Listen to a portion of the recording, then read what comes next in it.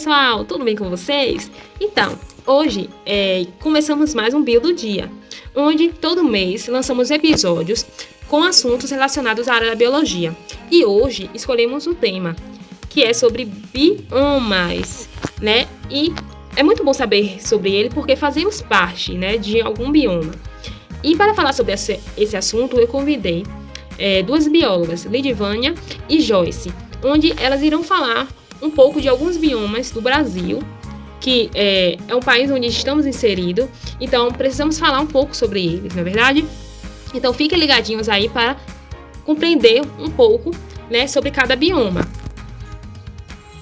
Mas antes de falar sobre os biomas brasileiros, né, precisamos saber o que seriam biomas. Primeiramente, pode-se dizer que os biomas são grandes espaços geográficos que compartilham das mesmas características físicas, biológicas e climáticas. No nosso planeta, podemos encontrar diversos tipos de biomas, né? E nesses biomas são abrigados um grande número de espécies de plantas e animais. Mas como saber a diferença de um bioma para os outros? Os biomas são determinados de acordo com a vegetação principal que os compõe. Isso é, ele é marcado obedecendo a outros critérios, tanto como o clima, como os tipos de solos, os tipos de vegetação. E aí vocês me perguntam, o que determina, então, as características gerais de um bioma? As condições climáticas. As condições climáticas, né, que irá determinar o crescimento da vegetação de um bioma. Um bioma que possui um clima quente e úmido possui uma vegetação com folhas largas e espessa, com a maior variedade de plantas e animais, além de uma grande quantidade de água, como no caso do bioma amazônico. Então, o bioma amazônico é um bioma que tem uma grande incidência de chuva e é quente. Com isso, observa-se que existe uma grande variedade de espécies, tanto de animais como de plantas. E também é possível observar que a sua vegetação é bastante densa, pelo fato de ela ter, né, esse clima quente e úmido. Porém, em regiões que possuem um clima quente e seco, a sua vegetação tem como característica, né, possuir folhas menores, né, e com forma de adaptações daquele clima. O clima semiárido tem essas características, né, porque possui clima seco e quente. Então, o clima ele tem controle total sobre o que vai viver e crescer em qualquer bioma. E esse também pode mudar dependendo da rotação da Terra. Por isso, em outras áreas tem períodos de chuva e em outras áreas tem períodos secos e quentes, né? A topografia também é um fator importante, né, uma vez que ela pode causar aí variações de clima dentro de pequenas áreas. E no nosso planeta existem diferentes tipos de biomas terrestres, mas hoje iremos focar, né, nos biomas brasileiros. Então, o bioma brasileiro, né, é composto de diversos biomas, tais como o Pantanal, a Floresta Amazônica, a Caatinga, o Cerrado, a Mata Atlântica, o Pampas. Tem também o bioma do Manguezal, mas o bioma do Manguezal também é um dos biomas do Brasil, certo? E vamos falar sobre eles aqui também. Mas primeiramente, né, vamos falar sobre o bioma Amazônia, né? O bioma que é considerado uma região com a maior biodiversidade do planeta. Esse bioma é muito influenciado pelo clima equatorial, o qual é caracterizado pela baixa amplitude térmica e grande umidade, proveniente de evapotranspiração de rios e das árvores. Sobre o bioma da Amazônia, né, ele tem uma grande biodiversidade, porém, ele não é um bioma exclusivo no território brasileiro. Ele abrange outras áreas, né, ou seja, outros países. E aí, nesses países, né, o Brasil ele não possui direito sobre o território que está lá composto nesses países. Mas a parte que compreende o território brasileiro, né, é a Amazônia Legal. O Brasil tem seus direitos, tem suas leis e suas diretrizes voltadas a essa parte da Amazônia, certo? Que compreende em torno de 61%, né? E engloba 9 estados brasileiros. Sobre a vegetação da Amazônia, ela é latifoliada, né, com espécies de grande porte e folhas bastante largas. No entanto, a floresta não é homogênea, ela apresenta características distintas. Em cada região, ela apresenta basicamente 3 tipos de formações vegetais, né, que são bem distintas. Esses 3 tipos são a mata de terra firme, né, onde a mata de terra ela compreende 90% da floresta da Amazônia, sendo caracterizada por árvores de grande porte. Com isso, ela é isenta de possíveis inundações. A castanheira e também o cedro são exemplos de espécies, né, que vivem em terra firme na Amazônia. Já a mata de várzea ela é marcada por inundações no período de cheia, sendo ocupada em áreas mais baixas. A seringueira e também o açaí são exemplos de espécies viventes na várzea da floresta amazônica. A mata do Igapó ela consiste em uma área da floresta, uma área que inunda, ou seja, ela se desenvolve nas margens do rio. A Vitória Régia é um dos exemplos de espécies que vive submersa aos rios inundados da floresta amazônica, né? E ela é bastante conhecida aí na Amazônia. Então, a enorme dimensão da floresta amazônica, conhecer todas as espécies de animais não é algo tão simples. É amplamente aceito que a fauna e a flora amazônica não foram documentadas assim em sua totalidade, né? São cerca de 30 milhões de espécies de animais, sem contar com as ainda que não foram catalogadas. Não há uma definição exata da quantidade de animais, uma vez que o bioma se estende por vários países. No Brasil, são ao menos 311 mamíferos, 1.300 árvores, 273 répteis, 232 anfíbios e 1.800 peixes continentais, né? Então, nos rios pode ser encontrado mamíferos como o boto cor-de-rosa e o tucuxi, o peixe-boi da Amazônia. Então, são várias espécies bem diversificadas que aí existem em torno da Amazônia.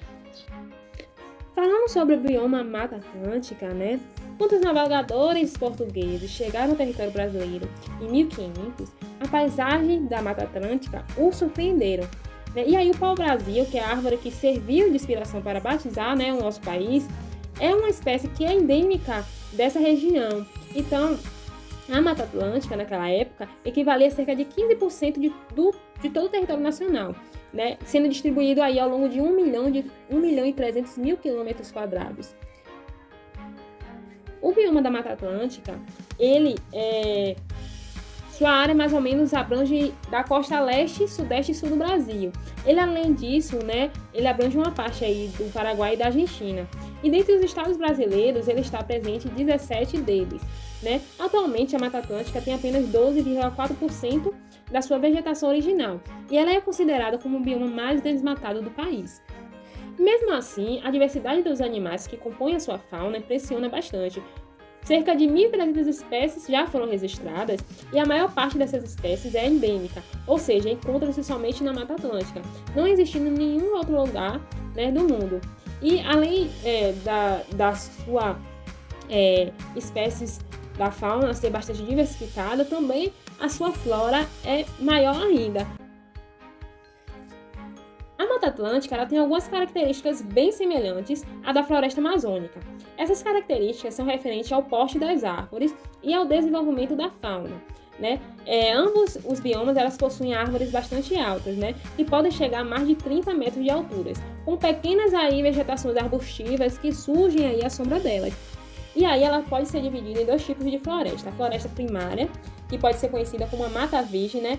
Ou seja, é a parte da floresta que foi intocada pelo homem, né? Ou alguma ação humana, né? Não levando aí ao desequilíbrio aí entre os seres vivos. E tem a floresta secundária, né? Que refere-se aí a parte da floresta que já foi tocada pelas atividades humanas, como a agricultura, o extrativismo vegetal, né? Então sofreu aí várias atividades humanas. Estima-se aí que na Mata Atlântica existem mais de 20 mil espécies de árvores. Então significa que 35% do total existente no Brasil de árvores está aí na Mata Atlântica. Assim como as espécies vegetais é bastante diversificada nesse bioma, a fauna da Mata Atlântica também é bem diversificada. Há espécies que podem ser encontradas também em outros biomas, como a onça-pintada e a anta. E são várias espécies diferentes, incluindo mais de 270 mamíferos, 1.000 aves, 370 anfíbios, 200 répteis e 350 peixes. Né? E os números são aproximados devido à vasta distribuição de todos esses animais. Para o bioma Pampa. Ele é conhecido também como Campos Sulinos, ocupa cerca de 2% do território brasileiro, abrangendo o território do estado do Rio Grande do Sul. O nome Pampa tem origem indígena e significa uma região plana. A paisagem desse bioma é composta, em sua maioria, por campos nativos. O Pampa apresenta uma grande biodiversidade. A fauna e a flora do bioma Pampa é bastante diversificada, contando com cerca de 500 espécies de aves, 100 espécies de mamíferos e uma grande variedade de insetos, que contribui para a existência de várias espécies de aves. Aproximadamente 40% das espécies são endêmicas. Os principais representantes da fauna são ema, perdiz, pica-pau, joão de barro, veado campeiro, preá e dentre outros. A flora desse bioma conta com aproximadamente 3.000 espécies vegetais, com predominância de gramíneas, que alcançam cerca de 450 espécies. É possível encontrar também espécies de leguminosas e cactáceas. Como principais exemplos da flora, podemos citar capim-forquilha, grama-tapete, babosa do campo, trevo nativo, amendoim nativo. No que diz respeito à hidrografia do bioma, o Pampa corresponde a uma área constituída por duas bacias hidrográficas, a Bacia Hidrográfica Costeira do Sul e a Bacia Hidrográfica do Rio da Prata. Os principais rios são Rio Uruguaia, Rio Santa Maria, Rio da Prata, Rio Jacuí, Rio Ipicuí e Rio Bacacaí.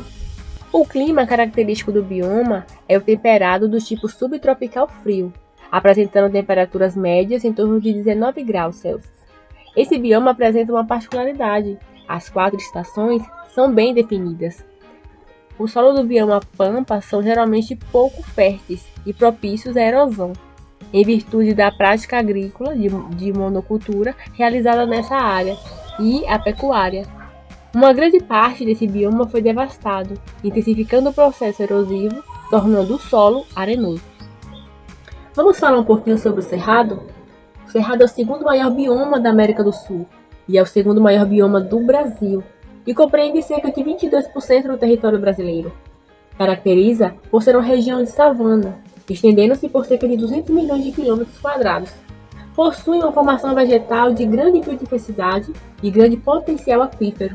No entanto, é considerado, atualmente, o segundo bioma do Brasil mais ameaçado.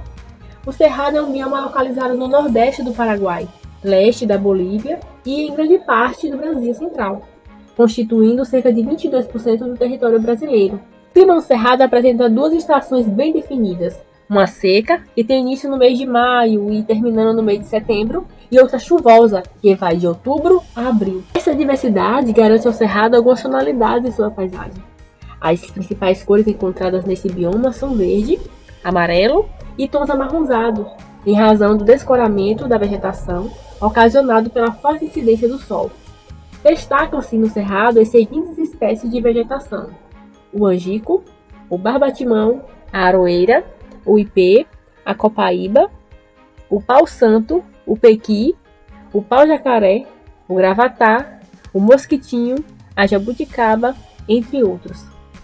No que diz respeito aos solos do bioma cerrado, eles são caracterizados pela sua profundidade e drenagem. Os solos geralmente possuem cor avermelhada e são porosos e permeáveis. Portanto, eles sofrem intensos processos de lixiviação, que é a lavagem da camada superficial do solo pelo escoamento de águas superficiais. Com relação às variações paisagísticas do bioma, estes são chamados de fitofisionomias do cerrado. Essas fitofisionomias variam de acordo com as regiões, características do clima, do solo e do relevo. A classificação mais comum apresenta os seguintes tipos de fitofisionomia. Nós temos os campos limpos, é o tipo de vegetação composta por gramíneas, sem a presença de estratos lenhosos. Temos o campo sujo, comumente conhecido como cerrado ralo. Nós temos o cerrado estrito sensu, que representa a vegetação mais predominante nesse bioma. Temos a mata seca. Esse tipo de fitofisionomia encontra-se afastado dos cursos d'água. Temos os cerradões, que constituem uma vegetação de transição entre a mata seca e o cerrado estrito sensu. Temos as matas de galerias, também conhecidas como matas úmidas. Nós temos as veredas, conhecidas como árvores de várzeas, que estão localizadas em áreas de nascentes de diversas bacias hidrográficas. E por último, temos o cerrado rupestre. Esse tipo de vegetação forma-se em ambientes com características rochosas, especialmente em serras. A fauna do cerrado conta com uma grande variedade de espécies de animais, destacando-se o grupo de insetos. Apesar da grande variedade, a fauna do cerrado é pouco conhecida, especialmente no grupo dos invertebrados.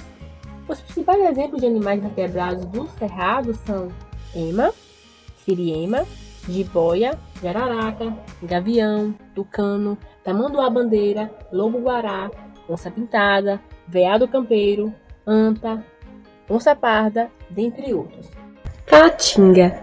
A caatinga é um bioma exclusivamente brasileiro que predomina no nordeste do Brasil. Ela corresponde a cerca de 70% da região nordeste e 11% do território nacional. O clima que compreende a região da caatinga é o tropical semiárido.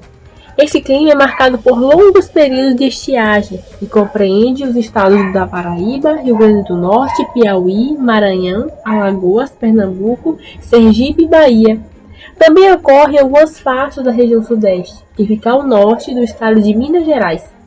O nome Caatinga, que significa mata ou floresta branca no tupi, representa as características da vegetação desse ecossistema, cujas folhas caem nos períodos de seca. Porém, no período chuvoso, a paisagem muda de esbranquiçada para variados tons de verde, com a rebrota das folhas das árvores e com o surgimento de diversas plantas nas primeiras chuvas. A caatinga apresenta diversas particularidades, principalmente em relação à adaptação climática das plantas e animais.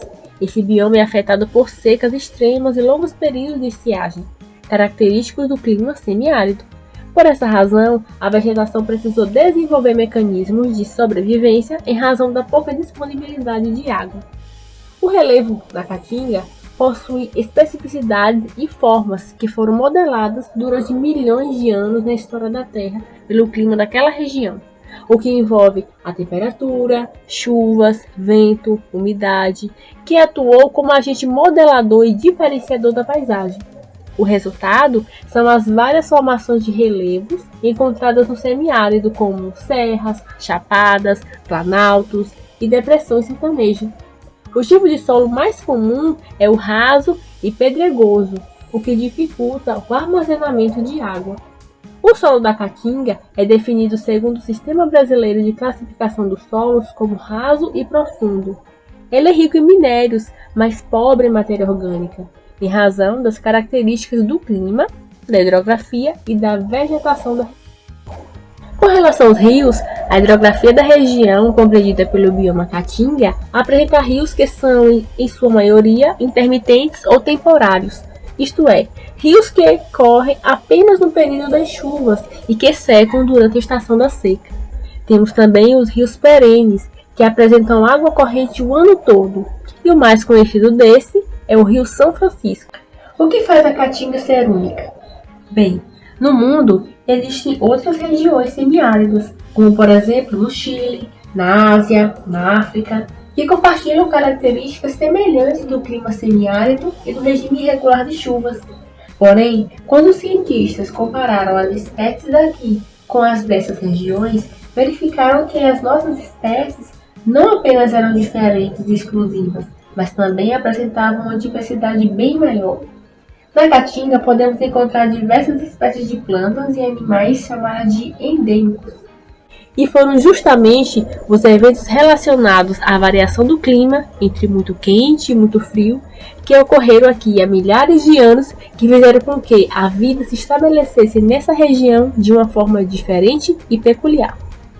A vegetação da Caatinga tem como características principais árvores de pequeno porte, mas principalmente arbustos, com predominância de cactáceas, os cactos.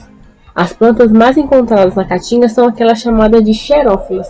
Isso porque, com chuvas concentradas em apenas um período do ano, ou longos períodos de seca, as espécies acabaram desenvolvendo mecanismos para sobreviverem a um ambiente com poucas chuvas e baixa umidade.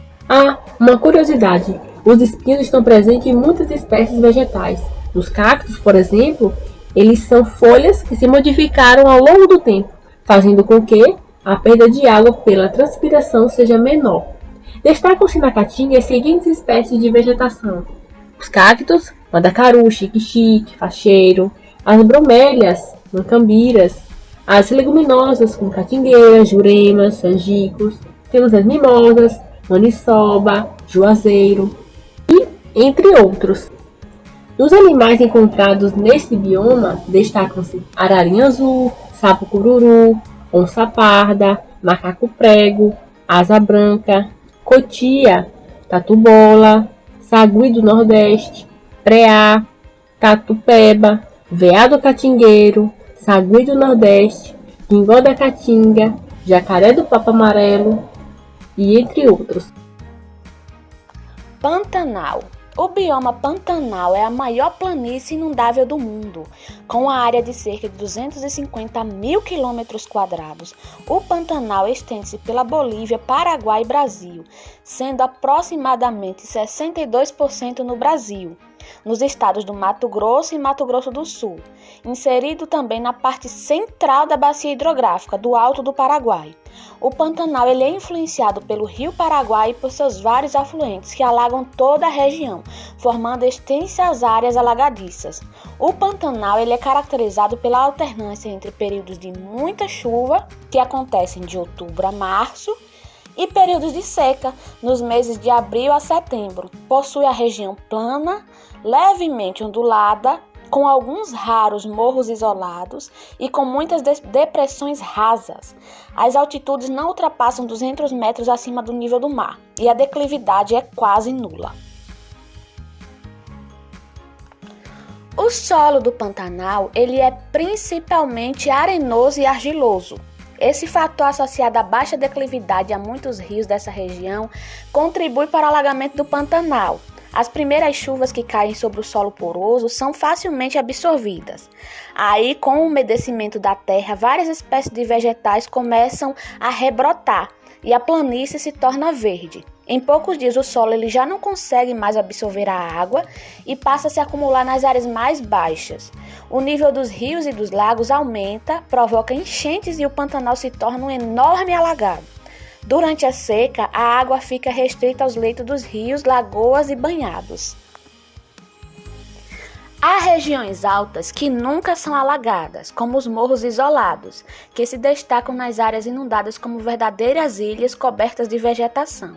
São usadas por animais que fogem da subida das águas e procuram abrigo. Algumas regiões ficam quase sempre submersas e outras se apresentam alagadas apenas durante alguns meses. A flutuação do nível da água, gente, é fundamental para o funcionamento desse bioma. Durante a seca, o material se decompõe no solo e contribui para o enriquecimento da água de inundação durante a cheia. Quando as águas recuam, elas deixam uma rica camada de nutrientes no solo, que servirão de base para o surgimento de uma nova vegetação. A fauna do Pantanal ela é bastante diversificada. Levantamentos registram 325 espécies de peixes, 53 espécies de anfíbios, 98 de répteis, 656 de aves e 159 de mamíferos.